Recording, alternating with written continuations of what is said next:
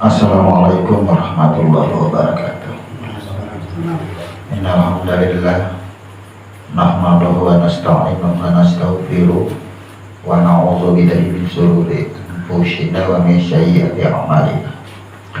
May yahdihillahu fala mudilla lahu wa may yudlilhu fala hadiya lahu. Asyhadu an la ilaha illallah wahdahu la syarika lahu wa asyhadu anna Muhammadan 'abduhu wa rasuluh. Allahumma sholli wa barik ala Muhammadin wa ala alihi wa barik wa sallam ajma'in. Amma ba'du.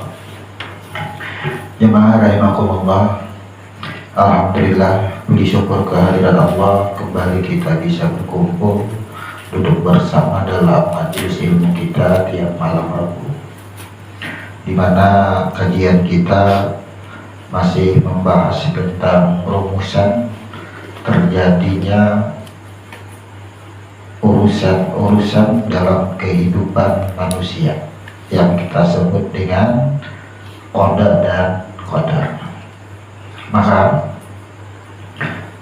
kajian-kajian yang beberapa minggu ini selalu kita ulang-ulang dalam bentuk pemantapan dengan tujuan agar kita itu melaksanakan kehidupan tidak membawa kesyirikan hanya karena sesuatu yang terjadi baik dilihat, dirasa maupun didengar, sehingga membuat kita itu secara tidak sadar bisa berbuat syirik. Perbuatan ini seiring dengan rasa yang timbul karena sebab yang muncul pada suatu keadaan. Kita gambarkan ketika kita haus, ada kemauan untuk minum, sehingga kemauan itulah yang disebut dengan kehendak atau kemauan manusia itu sendiri. Nah, ada bahasa lain lagi bahwasanya keterlibatan manusia itu tidak bisa dihilangkan. Ada lagi itu kan bahasanya, berarti Allah bergantung dengan manusia akhirnya, karena keterlibatan manusia katanya tidak bisa dihilangkan. Padahal di dalam surah Ar-Rum itu Allah menampakkan sesuatu itu pada manusia. Artinya Allah menampakkan sesuatu yang tertulis itu pada ciptaannya. Itu maksudnya, bukan sesuatu itu bisa terjadi karena adanya kehendak atau kemauan makhluk tadi. Itu nih yang penting yang kita pelajari dulu.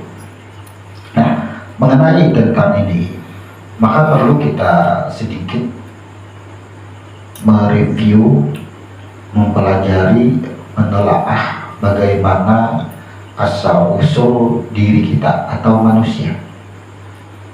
Sebagaimana kita sudah tahu bahwa di beberapa surah diberikan keterangan bahwa manusia diciptakan itu daripada air.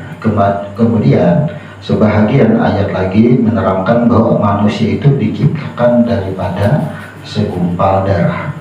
Kemudian sebahagian ayat lagi menginformasikan manusia itu diciptakan daripada saripati tanah. Dan pada surah lain lagi diinformasikan bahwa manusia itu diciptakan daripada setetes air mani. Ada lagi di sebahagian surah manusia diciptakan daripada tanah. Nah, ini apakah ayat ini dinilai atau dikaji sebagai kontradiksi? Karena dari beberapa surah menginformasikan ada yang dari air, kemudian ada yang dari segumpal darah, kemudian ada yang dari setetes air mani, kemudian ada yang daripada tanah. Itu kan dari beberapa surah kan? Nah,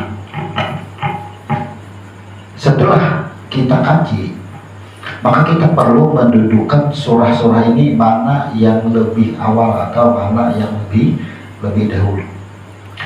Yang pertama berarti kita harus mendudukkan keterangan daripada sebuah ayat tadi bahwa manusia itu diciptakan daripada tanah. Maka dalam hal ini kita harus mendudukkan yang disebut dengan Adam, manusia pertama. Kemudian manusia lagi diciptakan daripada air. Maka kita akan mendudukkan ayat ini lagi. Ini terdapat dalam Al-A'raf 172 yang dijelaskan dikeluarkan air dari tulang Adam. Berarti ini menjelaskan tentang penciptaan manusia yang disebut dengan pasangan Adam, yaitu Hawa, air. Bersatunya Adam dan Hawa, ya, maka tentulah kita akan meletakkan ayat yang berbunyi bahwa manusia diciptakan daripada setetes air mani. Benar jadinya kan? Dan bisa lagi dengan surah yang menerangkan bahwa manusia diciptakan daripada saripati tanah. Saripati tanah ini tentunya lebih kepada air juga. Nah, ini berkenaan dengan Hawa. Saripati tanah karena ada berasal daripada tanah. Kemudian di dalam surah yang lain lagi diberi keterangan lagi bahwa manusia itu diciptakan daripada segumpal darah. Ini didapat ketika Nabi bertahanut di Gua Hira selama berbulan-bulan. Jadi Nabi Muhammad itu berbulan-bulan rupanya. Kalau kita menyambat itu bisa dengan khalwat. Ya, jadi Nabi itu mencari, karena di kota Makkah ini dalam keadaan masing-masing manusia itu masing-masing mencari Tuhan dengan caranya, sehingga berdirilah patung-patung yang disebut dengan berhala. Kemudian Nabi bertahanut, atau jadi kita ujlah, atau dengan sebutan lagi berhalwat, ingin mencari. Berbulan-bulan Nabi tidak menemukan jawaban pada waktu itu di Gua Hira. Bagaimana sih, seperti apa sih kita bisa menemukan Tuhan? Itu jadi pertanyaan bagi Nabi. Maka ketika beliau berumur 40 tepatnya, datanglah Jibril kemudian memerintahkan Nabi Muhammad itu dengan ikut baca. Apa kata Nabi Muhammad? Kata Nabi Muhammad, aku tidak bisa membaca. Baca, aku tidak bisa membaca. Saat itulah Jibril memeluk Nabi sampai terasa hangat. Kemudian dilepas karena sudah Nabi ini kan keadaan menggigil. Ketika Nabi ditanya tidak bisa membaca, menggigil. Jadi pertanyaan yang ketiga itu setelah pelukan itu dilepas, ada rasa hangat sudah. Maka disitulah Nabi Muhammad, apa yang aku baca? Sehingga ayat ini dilanjutkanlah oleh Jibril. Kata Jibril, Iqra bismi rabbikal ladzi khalaq. Bacalah dengan menyebut nama Tuhanmu yang menciptakan. Berarti bacalah dengan nama Tuhanmu. Nah, di sini ada perintah. Bagaimana bacalah dengan nama Tuhanmu yang menciptakan. Berarti harus membaca dari ciptaan dahulu. Di situ mulai. Ternyata awal-awal agama itu benar. Sehingga muncullah perkataan awaluddin ma'rifatullah. Awal-awal agama, awal-awal diri itu mengenal siapa yang menciptakan dahulu. Itu maksudnya Quran aja, wahyu pertama turun aja adalah masalah tauhid. Yang dikatakan dengan bahasa lain, man arafa nafsahu faqad arafa rabbahu. Maka bunyi kalimat ini dipertentangkan di kalangan ulama. Ada yang berpendapat bahwasanya ini adalah bukan hadis, tapi sebahagian lain ini mengatakan hadis qudsi. Di sini ada pertentangan. Artinya perbedaan paham terjadi di sini. Kemudian kita akan mengetahui, ternyata dijelaskan lagi di sini, ya, khalaqal insana min Allah. Kata Jibril, dia menciptakan kamu atau manusia dari segumpal darah. Nah, sini mulai. Nabi mulai membaca diri dari segumpal darah. Ternyata beliau belajar atau duduk atau startnya itu daripada darah dulu. Semua manusia ternyata dari segumpal darah. Dibaca. Kemudian ini sesuai apa yang sudah kita jelaskan. Ayat tadi berlanjut, Iqra wa rabbukal akram. Bacalah, Tuhanmu lah yang maha mulia. Maka ayat ketiga ini menerangkan kalau kita susun secara ilmu huruf, ya kan, Iqra wa rabbukal akram. Ini sudah sampai kepada huruf jim, sampai sudah yang maha mulia. Kan sampai huruf jim itu. Nah, inilah bahwasanya ilmu huruf itu tidak kebetulan. Ali menjelaskan tentang makna-makna huruf ini berkenaan dengan turunnya wahyu yang pertama. Nanti akan kita susun. Iqra. Nah, ini kan Iqra, baca. Kata-kata baca ini menjelaskan tentang awal-awal kejadian. Kalau disuruh baca berarti ada cerita, ada kisah sebelumnya. Apa yang dibaca, ya, Bismi rabbikal ladzi khalaq, nama Tuhanmu yang menciptakan. Berarti kita kata-kata baca di sini adalah kita mengetahui asal usul kejadian dahulu. Bagaimana bahan baku, bahan dasar terjadinya diri kita. Harus membaca itu dahulu. Nah, ini berkenaan dengan sejarah huruf alif, huruf ta, ba, dan sa. Kemudian di ayat 2, khalaqal insana min Allah. Oh, ini berarti ini menjelaskan tentang perjalanan daripada ba tadi menuju kepada hayat. Yang disebut hayat berarti berkenaan dengan segumpal darah.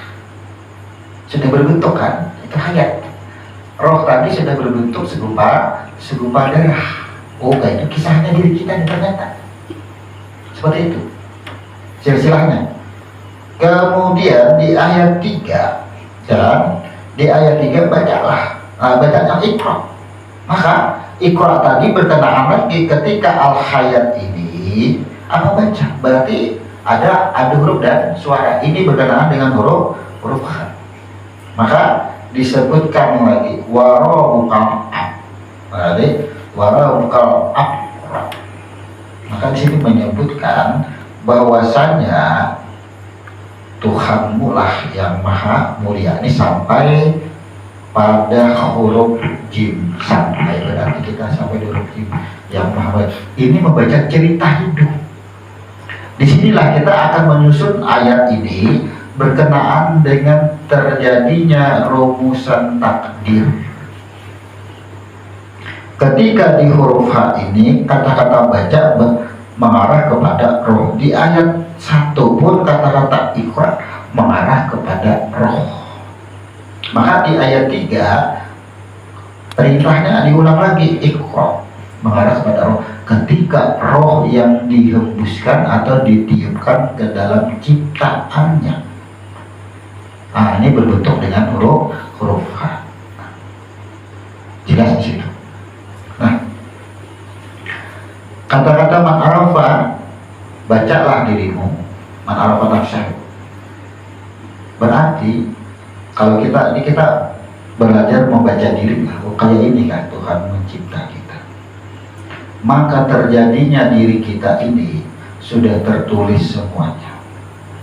Ingat, yang kita harus ingat dalam menjalani kehidupan, apapun yang terjadi pada diri kita, apapun yang terjadi pada diri kita, tidak terlepas daripada catatan yang disebut dengan rumus takdir. Itu kunci dulu. Tidak ada sesuatu yang terjadi di muka bumi ini, bahkan pada diri kita, tidak disebut dengan takdir. Takdir semua. Namun di dalam takdir itu bernama lagi, ada namanya kematian, kehidupan, jodoh, rezeki, nasib. Nah di sini semuanya itu judulnya takdir, karena judul sampul bukunya itu adalah takdir, qada dan qadar. Kapan Allah ini membuat catatan yang disebut dengan takdir? Dijelaskan baik Al-Quran maupun hadis menerangkan bahwasanya Allah membuat catatan-catatan itu, memerintahkan kepada pena sebelum Allah menciptakan dunia. Nah, jelas banget lengkap sudah. Artinya ketika kita berbicara sambil menangis, catatannya pun begitu, lengkap semua. Tidak ada yang kalau kamu kehendakmu juga menangis, kehendaknya bukan. Tidak ada yang kata. Ketika kita dicatat menangis, maka tampak menangis itu seolah-olah kemauan manusia. Catatan itu disebut dengan kemauan, berarti kemauan itu adalah bahagian daripada takdir. Tuh, kalau barang ke takdir. Karena kita ini akan tertipu, terhalang dengan sebab. Misalnya Allah tulis makan, pulang makan. Jadi nama itu sudah ada semua. Pulang makan. Kemudian Allah tulis lagi, Allah tetapkan lagi sebab makannya itu. Di warung kah, nukar kah, membeli maksudnya kan, atau dikasih orang kah, cara makan, itu sebab terjadi semua itu. Rintitan kejadian itu akan terjadi pada diri kita semua. Nah, itu yang disebut dengan catatan takdir. Ketika ada tulisan makan sebelum dunia dicipta, apakah sudah ada perilaku makan? Belum ada lagi perilaku makannya. Makanya di dalam Ar-Rum itu dijelaskan akan tampak pada manusia berbuat kerusakan. Tampak pada manusia ketika ia makan, di mana ia berbuat kerusakan, ia mengakui ada kemauan untuk makan pada dirinya. Itu namanya akan tampak pada manusia. Semua apa yang tercatat terjadinya pada manusia berjudul kemauan, berjudul kehendak manusia, kemauan manusia, berjudul. Itulah yang disebut dengan sebab. Nah, jadi ketika Allah takdir tadi tetapkan, maka Allah tetapkan juga sebabnya. Sebabnya itulah yang menjadi penghalang runtuhnya keimanan kita. Kapan ini terjadi? Nah, jadi konsep yang jelas, catatan-catatan ini Allah rampung mencatat, ya. Sebelum dunia ini selesai dicipta, rampung sudah catatan semua. Begitu rampung catatan, akankah catatan itu berubah? Tidak ada yang berubah. Satu detik pun tidak ada yang berubah sampai kiamat. Makanya dijelaskan catatan itu rampung rapi dengan Quran itu, dan itu tidak akan berubah sampai kiamat. Artinya kejadian alam semesta dan kejadian pada diri makhluk itu sudah tercatat secara rapi dan rampung, dan itu dibukukan yang disebut dengan Lauh Mahfuz. Dibukukan lengkap sudah. Nah, kita sebagai perbandingan ya, kita kan dikirimin skenario nih, naskah dalam pembuatan film. Setelah kita baca, jadi banyak nama-nama pemain dan bahasa logat pembicaraan yang dibicarakan itu harus dihafal. Oh, ternyata kita ini tidak bisa berbicara. Skenario produser yang membuat kita berbicara, ternyata untuk berkata A, B, C itu memang sudah dicatat lengkap. Ketika berkata ini raut wajahnya menangis, berkata ini raut wajahnya tersenyum, berkata ini raut wajahnya sedih, sudah ada. Jadi di dalam skenario itu perkataan ini dalam kurung syaratnya raut wajah murung, berarti sedih pun sudah tercatat. Sedih pun kita sudah tercatat. Nah, inilah bahwa sesuatu yang terjadi di alam semesta adalah ilmu pengetahuan. merujuk kepada qada dan qadar. Harus kembali kita sedetik pun lah apapun yang kita rasa dilihat, kalau kita kada bisa mengembalikan ini kepada urusan takdir, maka di dalam surah Yasin innama amruhu iza arada itu batal juga, ada keakuan. Innama amruhu iza arada. Ya, artinya barang siapa yang menyerahkan segala urusannya pada kehendakku. Oh, ada itu iradatku. Artinya semua itu kehendakku, kada ada kehendak manusia. Nah, jadi makanya ayyakulalahu kun fayakun. Maka artinya ayyakulalahu kun fayakun itu kata Allah apa? Aku adakan untuk menjadi ada. Itu kan ada proses. Nah, sementara ketika kita lapar, barang siapa menyerahkan rasa laparnya tadi, meyakinkan ketika ia lapar, rasa lapar itu apa? Tulisan lapar itu kan ada sebelum dunia ada, di atas jauh. Kita merasakan rasa laparnya. Ketika kita merasakan laparnya, kita kembali ke atas. Ketika tulisan lapar ini adalah rasanya belum merasa, itu ditampakkan pada makhluk, seolah-olah yang merasakan lapar itu makhluk. Itu tuh perjalanan kita. Maka pada saat kita lapar, kita kadang kehilangan Tuhan, karena kita kembali ke atas, kembali ke catatan kita. Pada saat kenyang pun kita berada pada tetap ingat zikir terus dengan Tuhan. Pada saat makan, pada saat apa? Makanya setiap yang dirasa, setiap detik coba ya kembali. Inilah iman yang sesungguhnya, harus dikembalikan semuanya ke sana. Kita yakini tidak ada yang bisa terjadi pada diri kita sendiri, walaupun satu detik ada kemauan dari manusia itu sendiri. Kemudian kok ada yang berpaham? Nah, kalau belajar sifat 20, ketika tentang membicarakan tentang kodrat, berarti ya akan turunannya kepada kadirun. Kadirun itu kan berarti yang disebut dengan sesuatu. Kodrat itu kan anggap aja lah setrumnya. Kadirunnya lampunya sudah menyala, maka kodratnya itu ada kelihatan lagi, yang kelihatan kadirunnya. Lampu nang menyala sama. Aku yang berkehendak, aku yang bergerak, aku yang melihat, aku yang mendengar. Kejadiannya ada sifat 20. Ini beranggapan di dalam sifat 20 itu lebih pemahamannya itu kepada titipan. Aku dititipi Tuhan kodrat sehingga aku bisa hidup, sehingga aku bisa bergerak, sehingga aku bisa berkehendak. Nah, itu maksudnya. Berarti kehendak manusia tadi akhirnya ada Tuhan meminjami rasa tadi. Tuh, karena sifat 20 kayak itu. Itu sifat 20 jadinya, ya kan? Pemahamannya itu, nah memahami titipan itu pemahaman. Artinya, coba, kalau setrum itu masuk ke dalam bola lampu, kita selalu menuduh bola lampu ini yang menyala, kan gitu sama kita. Kita makan, kita minum, kita bergerak, kan tahu gitu. Karena kita kada tahu siapa sesungguhnya yang berkehendak itu. Makanya Nabi Iqra bismi rabbikal ladzi khalaq. Kayak itu, bacalah dengan nama Tuhanmu yang menciptakan. Artinya jangan melihat nang ada, baca nama ada akan dok. Nah, nang membuat lampu ini menyala siapa? Itu maksudnya kita.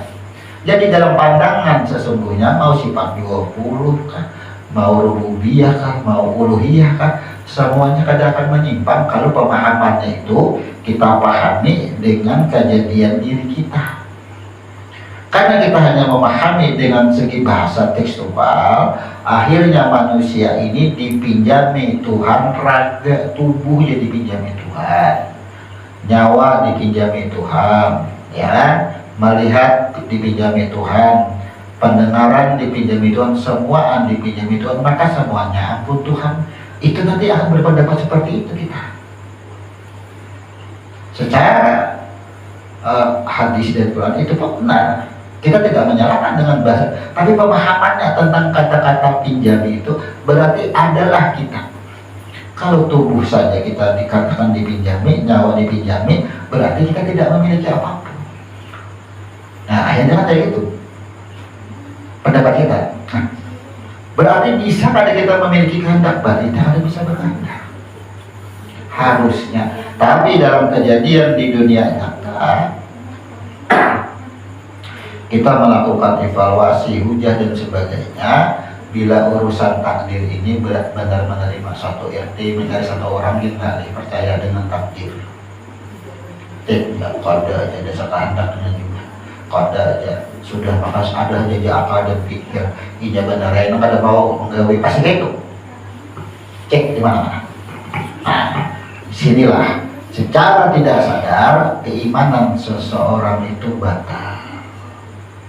Maka prinsip dasar dan utama ini kita tekankan benar, yakini ini Quran, ini hadis yang sudah menjelaskan, Nabi menjelaskan, Allah rampung mencatat semua kejadian baik alam semesta maupun pada dirimu.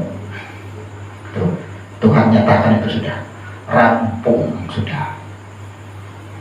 Kemudian kapan catatan itu ada pada makhluknya? Nih, makanya kita belajar asal sendiri ketika segumpal darah tadi, nih, ya, menggumpal jadi daging. Apa kata Allah? Aku tiupkan roh ke dalam ciptaanku, aku datangi. Nah, bahasa di sini kan. Kemudian kata Tuhan, aku ambil 4 perkataan. Nih, bahasa aku ambil 4 perkataan ini, Tuhan tuh mengambil yang sudah bercatat, diletakkanlah ke. Makanya banyak orang yang berpendapat bahwasanya mulai takdirnya dalam perutnya sudah benar. Karena ketika berbentuk segumpal daging itu kan kayak agar-agar kenyal gitu, nah, masih belum ada tulangnya, disitulah diletakkan 4 perkataan tadi. Apa 4 perkataan tadi? Ya kan, kalau kita bulatkan ya takdir. Coba takdir itu bahasanya ada hidup kematian, kemudian jodoh, rezeki dan nasib.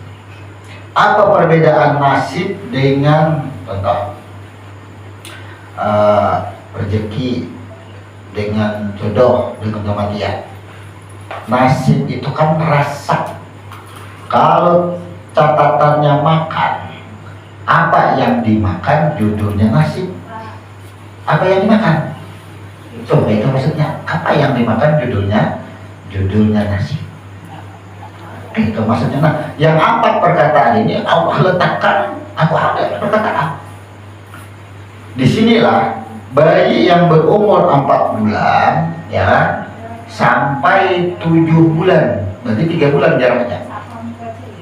Allah berkomunikasi di situ tuh, bernegosiasi, ya, berdialog tentang yang 4 hal tadi dibicarakan. Bisa ada kita menerimanya, kalau ada kita menjalani itu maksudnya. Apabila kada mampu, makanya kehamilan 7 bulan ini dibilang orang rentan, ya kan? Rentan keguguran, rentan kelahiran, prematur. Karena memang itu dialog. Ketika ia menerima dari situ, dia sudah menyanggupi semua dan ia ingin menatakan dirinya. Tuh itu. Rentan pada tubuh manusia itu setelah lahirnya lagi. Ia kadang bisa memasuki rumusan takdir tadi. Oh, berapa? Ya kan? Contoh aja, kita dudukan malam hari ini pada posisi masing-masing. Apakah ini takdir? Kalau kita meyakini, ini kita dudukan nih sebentar nih pada posisinya masing-masing, termasuk takdir kan? Itu maksudnya. Sehingga ketika kita duduk pada posisi masing-masing, ketika kita meyakini takdir, maka apa yang hilang? Banyak menghilang. Mobil, kendaraan di bawah si Anu hilang. Kita duduk di sini bukan karena si Anu, bukan karena Anu, bukan karena kita. Karena proses perjalanan menuju ke sini itu kan bagian daripada bagian daripada takdir. Ketika kita mengembalikan ini kepada rumus takdir, disitulah Allah bersama kita. Tuh itu maksudnya. Oh ada juga aku hendak di luar duduk, aku hendak di situ aja. Misal ya kan, aman aku pada anak ada hadapan duduk di situ. Masih itu kan kita bahas kan sebab.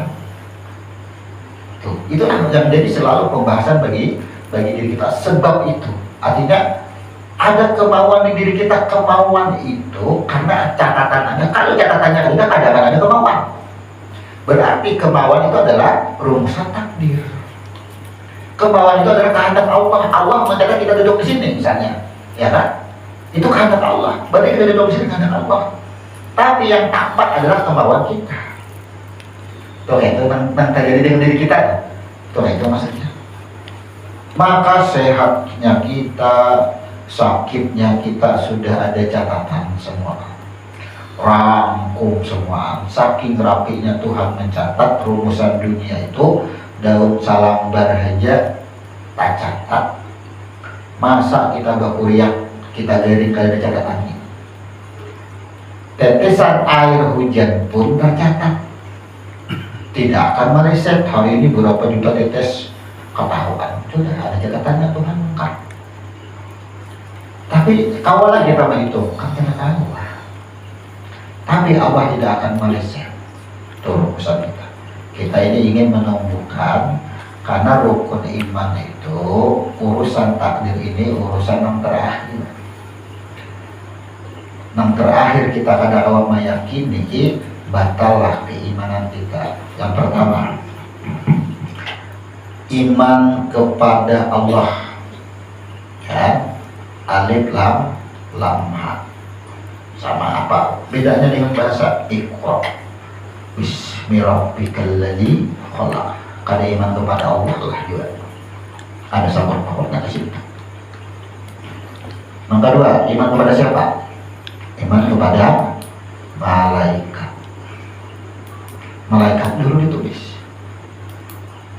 Kenapa? Karena malaikat ditanya bagaimana ciptaan. Malaikat yang melapor. Kata malaikat, sudah. Aku ingin, jadi kalau punya redaksinya kan, kemudian Allah memerintahkan malaikat ya kan untuk mencek tadi ciptaannya, untuk meniupkan roh ke dalam ciptaanku, seolah-olah ini malaikat yang meniup. Berarti iman kepada malaikat. Nah, bagaimana rumusan kita? Makanya ini akan jadi tema ke depan kajian kita ini. Keimanan kita membahas tentang rumus alif lam ha, kemudian malaikat. Apakah kita sudah memahami konstruksi malaikat pada diri kita? Siapa sih malaikat itu? Ya, karena secara tekstual malaikat banyak gambaran nanti. Banyak. Nah, makanya kita sering ambil perumpamaan malaikatnya kalau kita membicarakan tentang arus listrik, maka malaikatnya sama dengan KWH. Benar, makanya di sebuah ayat itu kan, kemudian Allah memerintahkan malaikat untuk meniupkan rohnya ke dalam ciptaannya. Ini akan tertuduh malaikat. Dan ternyata ketika kita mengambil suatu amsal dengan setrum arus listrik, seolah-olah memasukkan setrum ke dalam ini adalah kilometer. Bukannya kilometer adalah setrumnya di situ menyimpan, tidak ada. Sama. Bagaimana kita memahami konstruksi malaikat pada diri kita? Kayaknya ini kita penting banget yang kita bahas rukun iman nih, ya. Nanti akan kita bicarakan nanti bagaimana solusi kita ini, keimanan kita itu benar-benar nyata.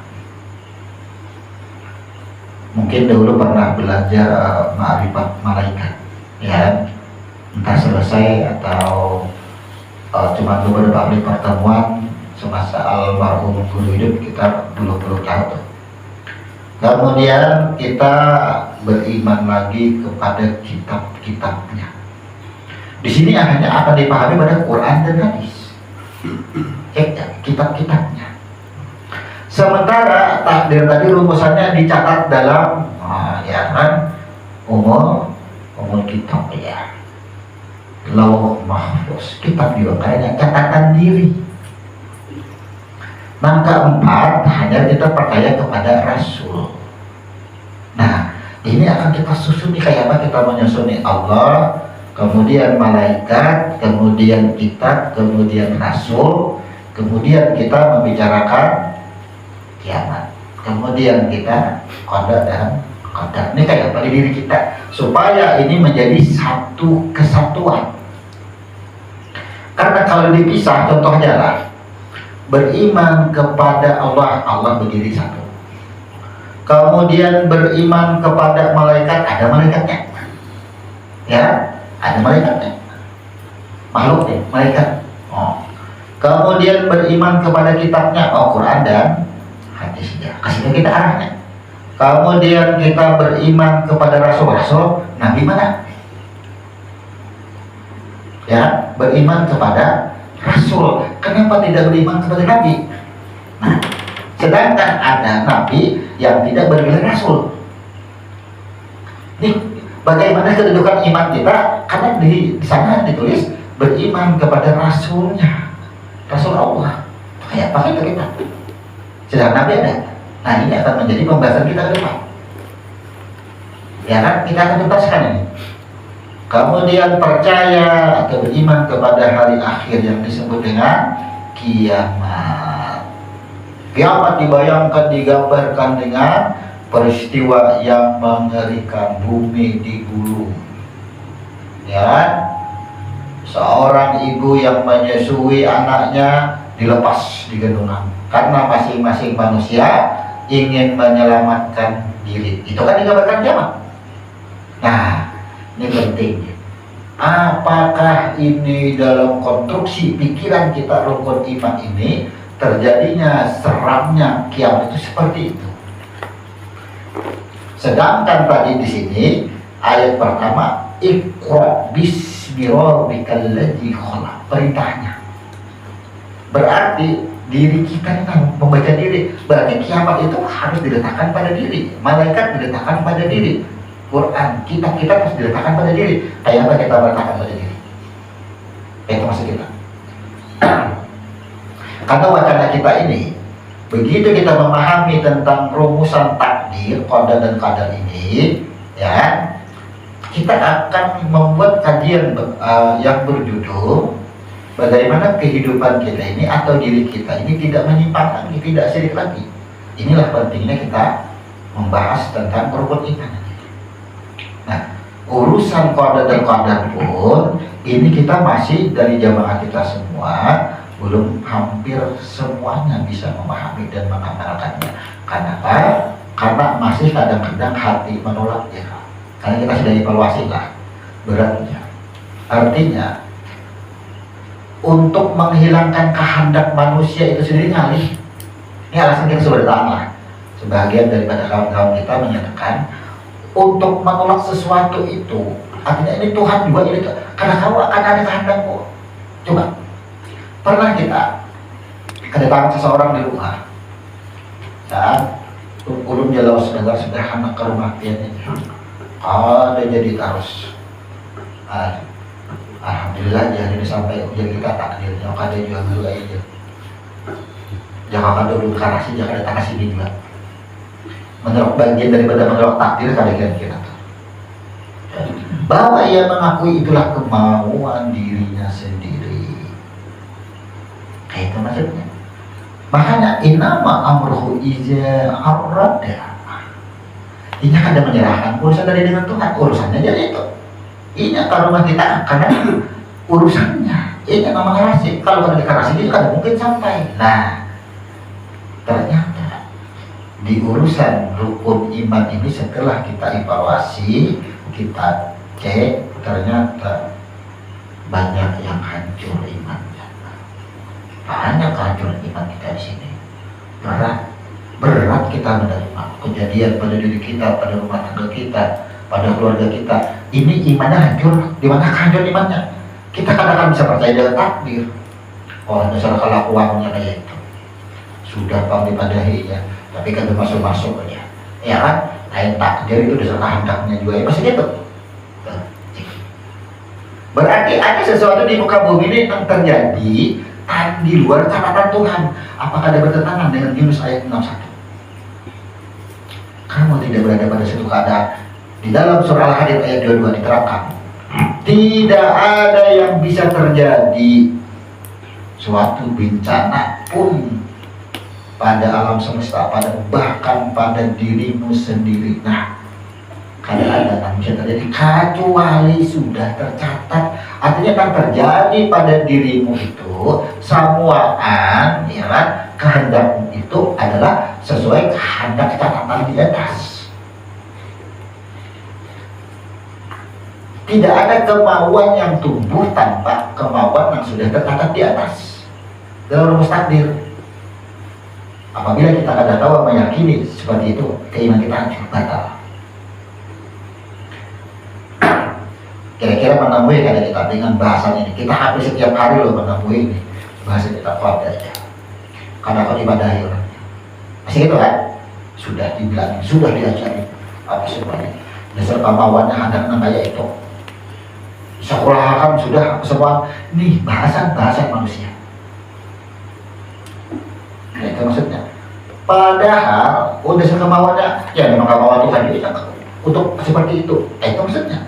Kalau dibahasakan kan, artinya tidak ada. Karena Tuhan sendiri Al-Hadid ayat 22 menerangkan tidak ada suatu bencana atau sesuatu yang terjadi atas kemauan manusia itu, tapi adalah kemauanku. Inilah artinya bahwasanya yang terjadi itu begitu kita meyakini ini kemauan itu hanya bersamaan. Kita meyakini ini kemauan Tuhan, tampak ada kemauanku, lenyap kemauanku itu loh. Kalau ada kita itu harusnya. Makanya ini kita selalu ulang-ulang. Karena kalau urusan sembahyang masing-masing diri nyaman, hampir kada ada yang menolaknya. Tapi bicara urusan takdir sampai malam hari ini banyak mosin, gurau dan sebagainya berat masih menerima. Pada saat kesusahan, pada saat juga kelakuannya juga ya, karmanya, hukum tabur tuai, masih gitu kan? Hukum barang siapa yang berbuat kebaikan, kebaikan itu kembali kepada dirinya. Barang siapa yang berbuat kejahatan, kejahatan itu kembali kepada dirinya. Karena Quran Tuhan mewadahi itu, tapi memahami ayatnya itu seolah-olah ketika kita berbuat kebaikan, nih Allah membalas kebaikan itu. Padahal konsepnya sudah ada tercatat.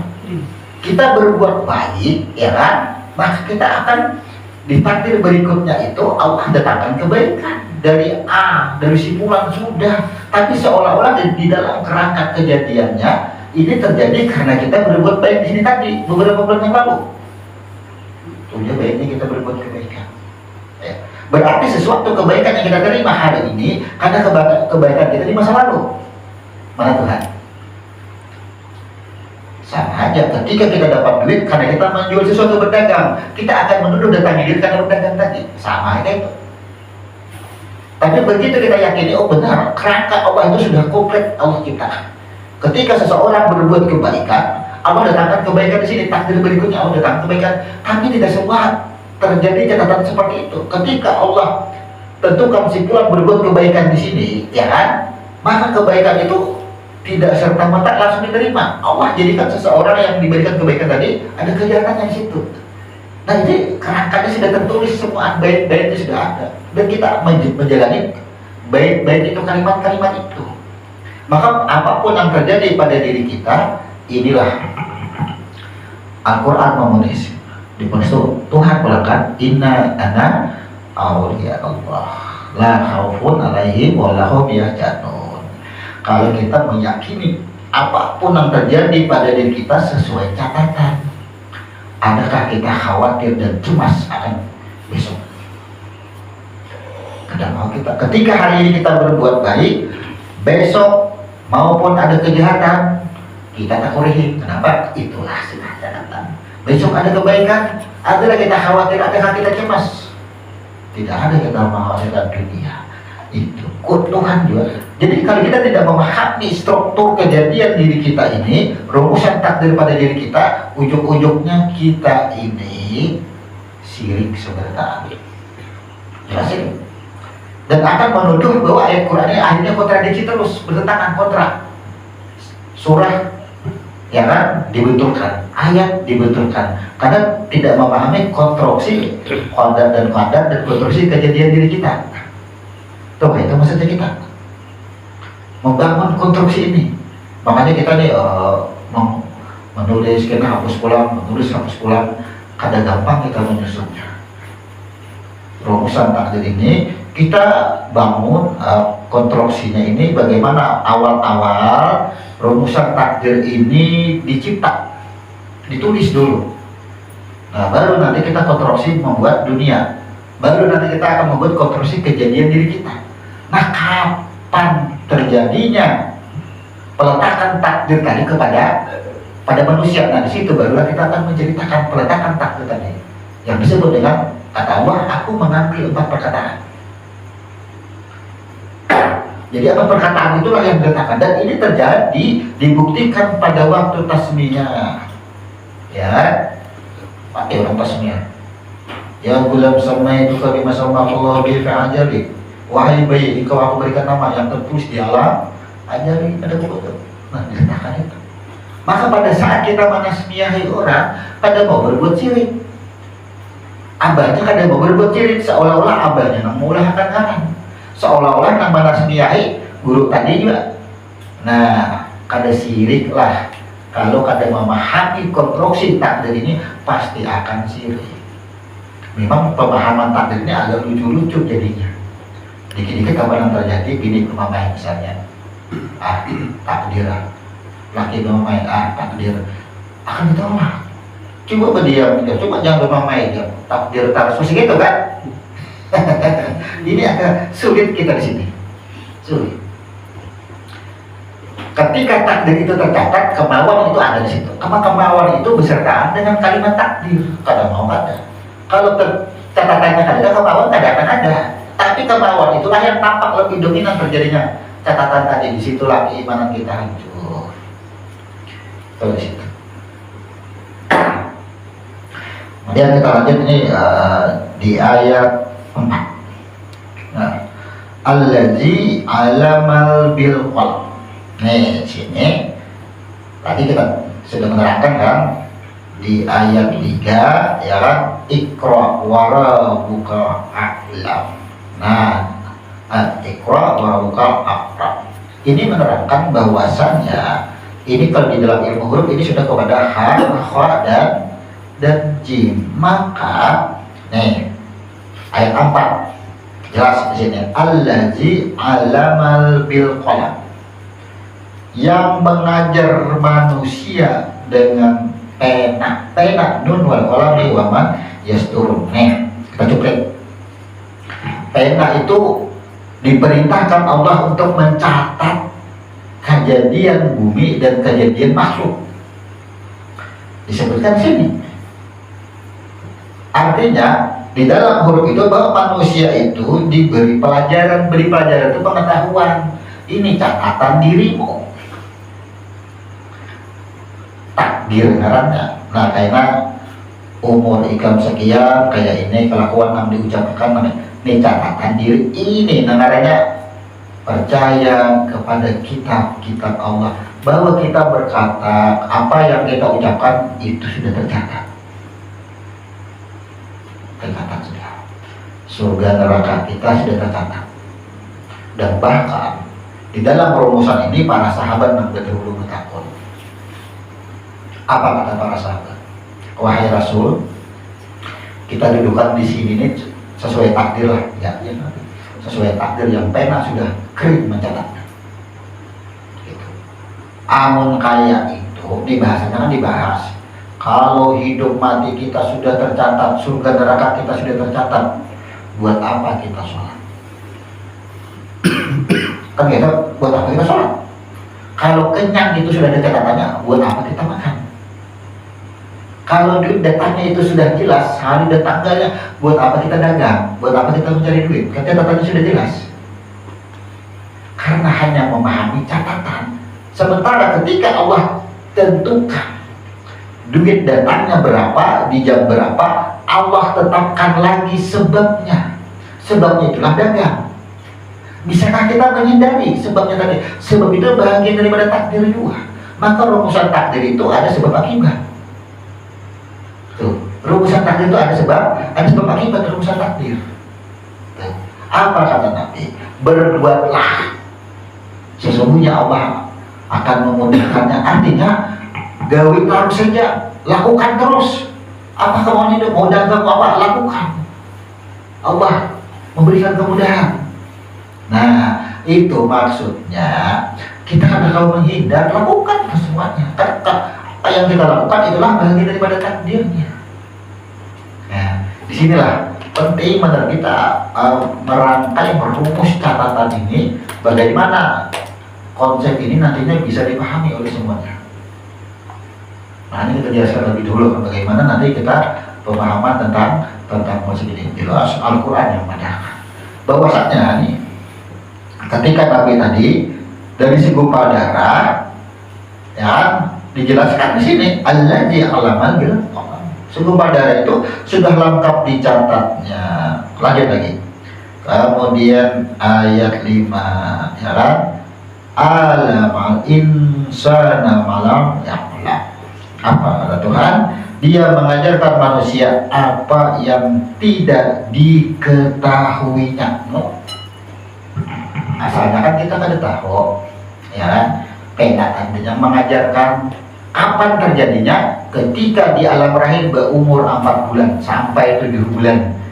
Jadi 3 bulan di alam rahim kita ini belajar membaca catatan diri kita. Kayak kita hidup kayak itu, kita hidup kayak itu maksudnya.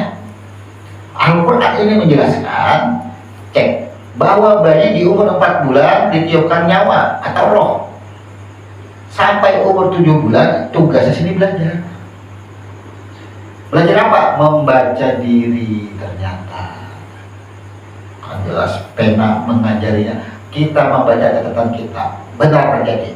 Ingat kita ketika kita baca huruf, ya kan? Ketika sampai di huruf J menuju kepada huruf Dal, malaikat diperintahkan yang disebut dengan gambaran. Ya kan, orang mati sebelum sakarat ada gambaran. Allah perlihatkan kehidupannya. Diberkati Tuhan. Bayi yang segumpal darah tadi menjadi segumpal daging, dari alaqah menjadi mudghah, ya kan? Di situ catatan diri diletakkan. Maka apa? Allah memerintahkan malaikat, wahai malaikat, perlihatkan kehidupannya di dunia. Ini yang disebut di sini dalam Quran. Ini dalam bahasa Al-Qurannya, alamal insana malam ya'lam. Itu sebutannya. Dia mengajarkan manusia apa yang tidak diketahuinya. Lengkap. Jadi kita umur 4 bulan, Allah ambil catatan-catatan takdir tadi, baik matinya, baik jodohnya, baik rezekinya, baik nasibnya. 4 perkataan ini Allah ambil, letakkan kepada masih berbentuk segumpal daging, diletakkan dari situ. Tuh. Habis itu perintahnya apa? Iqra. Nah, wara bukan orang baca panggil Tuhan dahulu. Baca. Tuh takdir kau, catatan kau, baca. Diperintahkan baca di situ. Ya. Kemudian diperintahkannya apa lagi? Allazi 'alamal bil qalam. 'Allamal insana ma lam ya'lam. Inilah kejadian diri kita. Jadi kita ini, ya kan, tertipu dengan sebab. Karena sebab itu ia bernaung di bawah perintah akal dan fikir. Ketika kita ada berduit, berpikir hendak berhutang. Ketika kita ada berduit, berpikir hendak begawi. Dapat duit, begawi itulah yang kita tuduh mendatangkan duit. Kayak itu, ya kan? Kita tertipu di situ ternyata.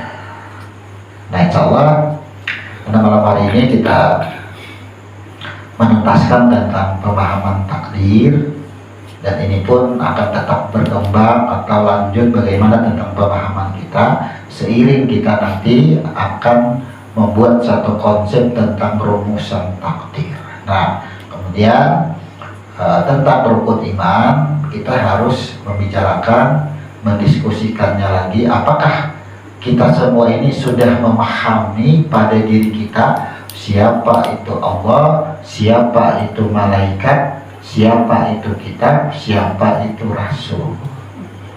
Penting nih, karena ini masalah iman. Apabila dari 6 pilar ini kita pahami, berarti kita akan bentuk tema lain, kita akan cari judul kajian yang lain.